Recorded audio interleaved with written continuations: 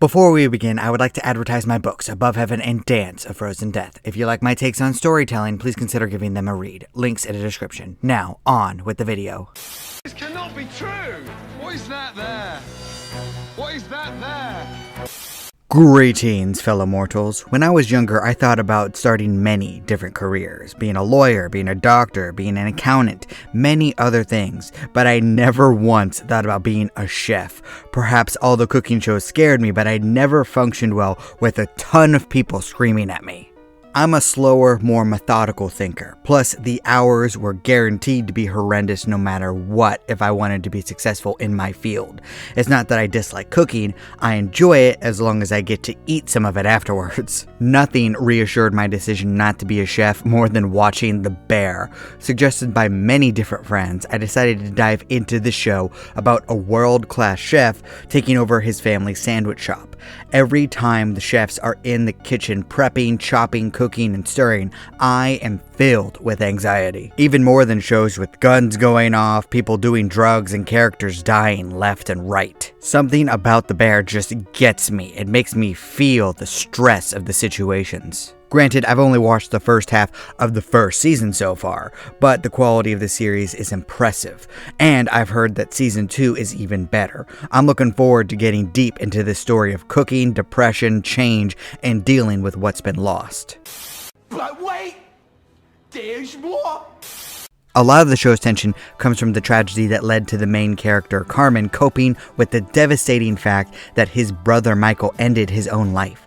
You can see the tension, grief, and anger with everyone who cared about Michael. The tension is further emphasized by the chaotic cooking scenes. Pans clattering, knives chopping, water running, soups boiling, feet clattering, customers screaming, chefs shouting, all the while the irritating whispers of inner demons crawling at the back of the characters' minds. I have rarely felt so tense while watching a show. Not even Breaking Bad, Better Call Saul, The Shield, and The Sopranos managed to make me feel so consistently tense. While the overarching cost of failure in each scene isn't as dramatic as in each of those other shows, the internal need for success is personal and intense. Each moment oozes with the tension that comes from strained relationships, from a struggling business, and from people who are a bit too stubborn for their own good. Everything about this screams about the common man's struggles.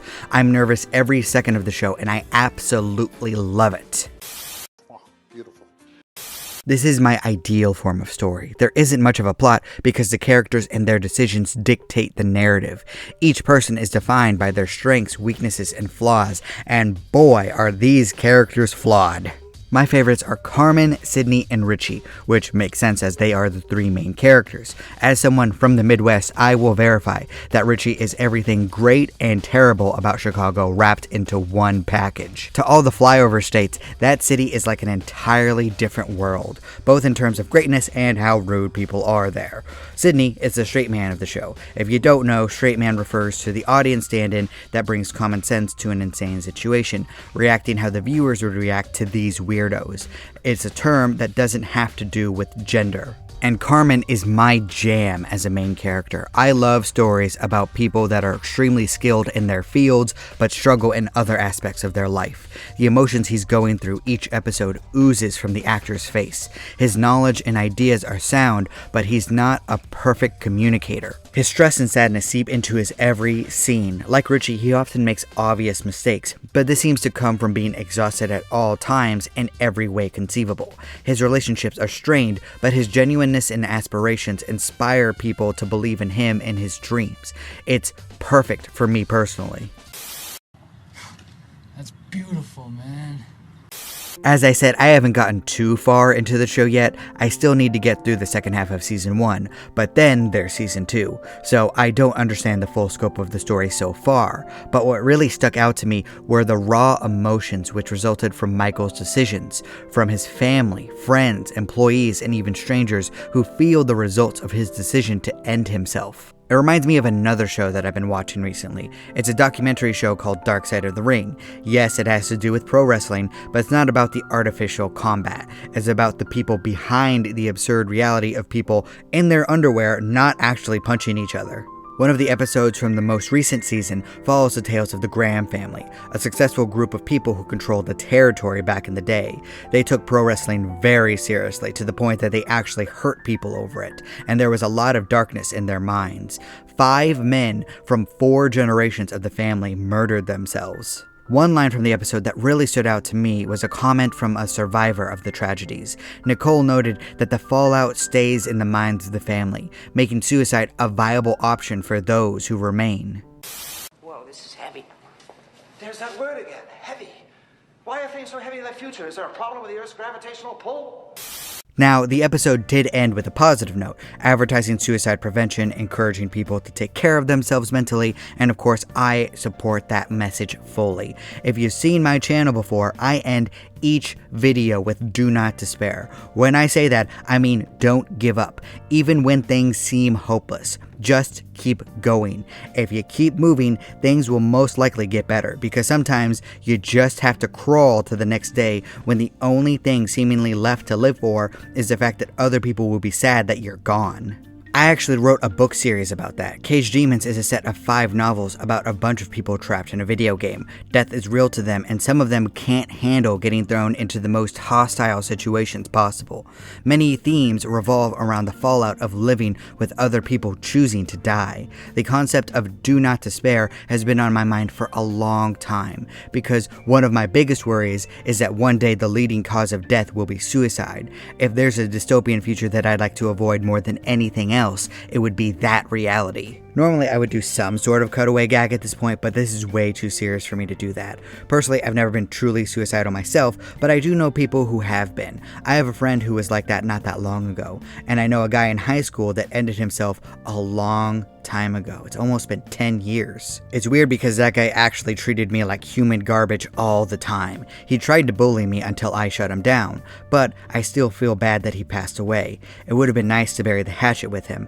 That possibility died though. And I think that's what The Bear has made me feel and think as time goes on. Of course, it doesn't help that I've also recently been reading a light novel called I Want to Eat Your Pancreas, which is a story about a young man making friends with a girl destined to die in 1 year. The whole point of the story is the idea that you're not guaranteed any set amount of time in this world. You could die in an accident tomorrow. You could get an incurable disease. Some evil person or nutjob could snap, stealing your life away from you.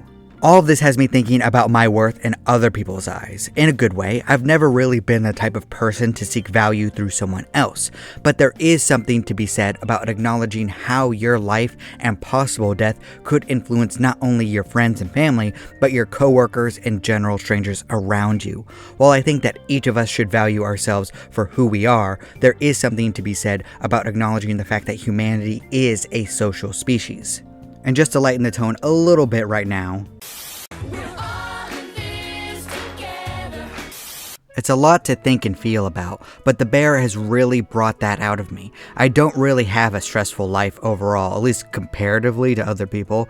I've made a lot of choices which position myself to be as stable as possible, but that could go away in a moment if anything happened. Someone could die, someone could commit suicide. It's one of the reasons I've been trying to make sure everyone in my life knows how much I value them, even as I go about normal life, even as I feel frustrated with their poor decisions, even as I worry over the fact that my artistic pursuits will never be financially successful. I will try to keep in mind that life is short and difficult, and we just gotta support each other sometimes. There are plenty of things about The Bear that I could praise. The character writing is superb. The close-up shots show how divided the focus in a situation can be. The decisions for noises in a scene are fantastic, but like I said with Demon Slayer, the emotions and themes are the most important aspect in this type of case.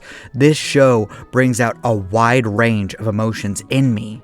It's nice to have something like this without the characters involved being actual criminals for once. I know I love Better Call Saul, Breaking Bad, The Shield, and all the other series that I've talked about in the past, but man, it's just nice to see people trying their best in an honest life. I say all of this before actually getting into Season 2. For all I know, the plot could shift to the sandwich shop serving human flesh. I don't think that's where it's going, but you never know at this point. All I know is that I am on board for this wild ride. Back with that buckaroos.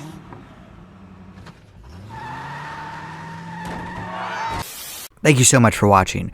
Please leave a comment down below. I'd love to hear your thoughts and to continue the discussion in the comment section. And please consider giving my books Above Heaven, Dance of Frozen Death, and Vows of Blood and Honor, which will be released in September, a chance. I appreciate you. Do not despair.